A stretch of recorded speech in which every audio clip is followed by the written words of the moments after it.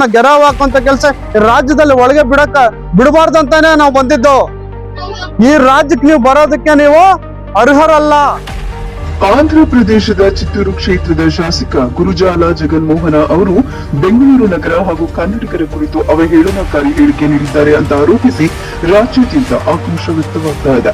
ಈ ಸಂಬಂಧ ಭೀಮ್ ಪ್ರಜಾ ಸಂಘದ ರಾಜ್ಯಾಧ್ಯಕ್ಷ ವೈಟ್ ಫೀಲ್ಡ್ ಮುರುಗೇಶ್ ಅವರು ಈಗಾಗಲೇ ಶಾಸಕನ ವಿರುದ್ಧ ದೂರು ಸಲ್ಲಿಸಿ ಅವರ ವಿರುದ್ಧ ಸೂಕ್ತ ಕಾನೂನು ಕ್ರಮ ಕೈಗೊಳ್ಳುವಂತೆ ಆಗ್ರಹಿಸಿದ್ದಾರೆ.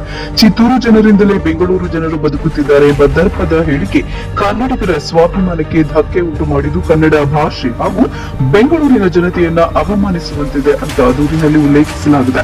ಇದರ ಬೆನ್ನಲ್ಲೇ ಶಾಸಕ ಗುರುಜಾಲ ಜಗನ್ಮೋಹನ ಅವರ ವಾಹನ ನಂಗಲಿ ಟೋಲ್ ಮೂಲಕ ಸಂಚರಿಸುವ ಮಾಹಿತಿ ಹಿನ್ನೆಲೆ ಭೀಮ್ ಪ್ರಜಾ ಸಂಘದ ಕಾರ್ಯಕರ್ತರು ನಂಗಲಿ ಟೋಲ್ ಬಳಿ ಜಮಾಯಿಸಿ ಅವರ ಕಾರಿಗೆ ಮುತ್ತಿಗೆ ಹಾಕಿ ಈ ದಿನ ನಾವು ಕರ್ನಾಟಕದ ಗಡಿ ಭಾಗ ಏನೋ ವಯಾ ಆಂಧ್ರ ಪ್ರದೇಶಕ್ಕೆ ಹೋಗುವಂತ ಈ ಟೋಲ್ ಬಳಿ ನಾವು ಇದ್ದೀವಿ. ಉದ್ದೇಶ ಏನೋ ಸುಮಾರು 4-5 ದಿನಗಳಿಂದ ಏನೋ ಚಿತ್ತೂರು ಶಾಸಕರಾದಂಥ ಗುರುಜಾಲ ಜಗನ್ಮೋಹನ್ ರವರ ಹೇಳಿಕೆಯನ್ನು ಖಂಡಿಸಿ ನಾವು ವೈಟ್ಫೀಲ್ಡ್ ಠಾಣೆಯಲ್ಲಿ ನಾವು ಏನು ಕಂಪ್ಲೇಂಟ್ ಕೊಟ್ಟಿದ್ವಿ. ಅದರ ವಿಚಾರವಾಗಿ ಇದುವರೆಗೂ ಚಿತ್ತೂರು ಶಾಸಕ ಗುರುಜಾಲ ಜಗನ್ಮೋಹನ್ ರವರು ಒಂದು ಕ್ಷಮೆಯಾಚನೆ ಕೋರಿಲ್ಲ. ಒಂದು ಕ್ಷಮೆಯಾಚನೆ ಅವರು ಮಾಧ್ಯಮದ ಮುಖಾಂತರ ಎಲ್ಲಿ ಚಿತ್ತೂರಿನಲ್ಲಿ ಒಂದು ಅವರ ಕಚೇರಿಯಲ್ಲಿ ಹೇಳಿಕೆ ಕೊಟ್ಟಿದ್ದಾರೆ. ಆದರೆ ಬೆಂಗಳೂರು ಬಗ್ಗೆ ಬಹಿರಂಗವಾಗಿ ನೂರಾರು ಸಂಖ್ಯೆ ಮುಂದುಗಡೆ ಅವರು ಮೈಕ್ನಲ್ಲಿ ಹೇಳ್ತಾರೆ. ಆದರೆ ಇವತ್ತು 4 ಗೋಡೆಗಳ ಮಧ್ಯದಲ್ಲಿ ಅವರು ಹೇಳುವಂತ ಹೇಳಿಕೆ ನಾನು ಖಂಡಿಸ್ತೇನೆ. ಈ ವಿಚಾರವಾಗಿ ನಮಗೆ ಏನಿವತ್ತು ಭಾನುವಾರ ಇವತ್ತು ಈ ಟೋಲ್ ಈ ರೀತಿ ಹೋಗ್ತಾರೆ ಅಂತೇಳಿ ನಮಗೆ ಮಾಹಿತಿ ಬಂದಿದ್ರಿಂದ ನಾವು ಈ ಟೋಲ್ ಬಳಿ ಬಂದು ನಾವು ಇಲ್ಲಿ ಕಾಯ್ಕೊಂಡಿದ್ದೀವಿ.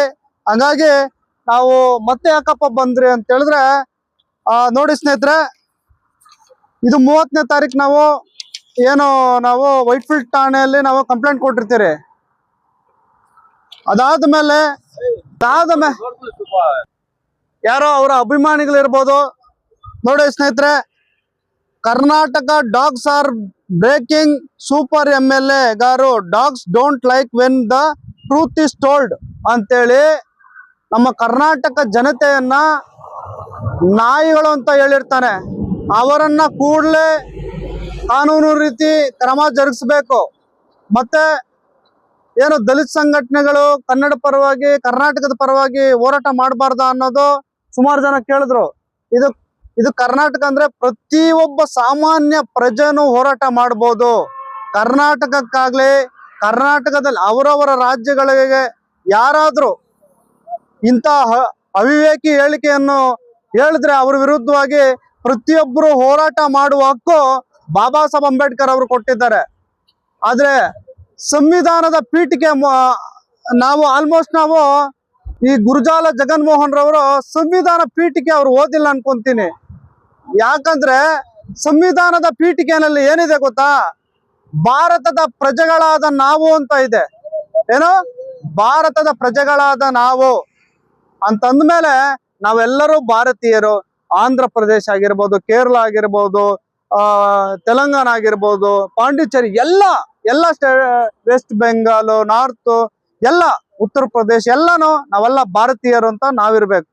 ಒಬ್ಬ ಸಾಮಾನ್ಯ ಪ್ರಜೆ ಇವತ್ತು ಆ ಜಿಲ್ಲೆ ಆ ರಾಜ್ಯದ ಪರವಾಗಿ ಮಾತಾಡಿದ್ರೆ ಅದು ತಪ್ಪು ಅನ್ಸ್ಬೋದಾಗಿತ್ತು. ಆದ್ರೆ ಇಲ್ಲ, ಸರಿ ಅನ್ಸ್ಬೋದಾಗಿತ್ತು. ಆದ್ರೆ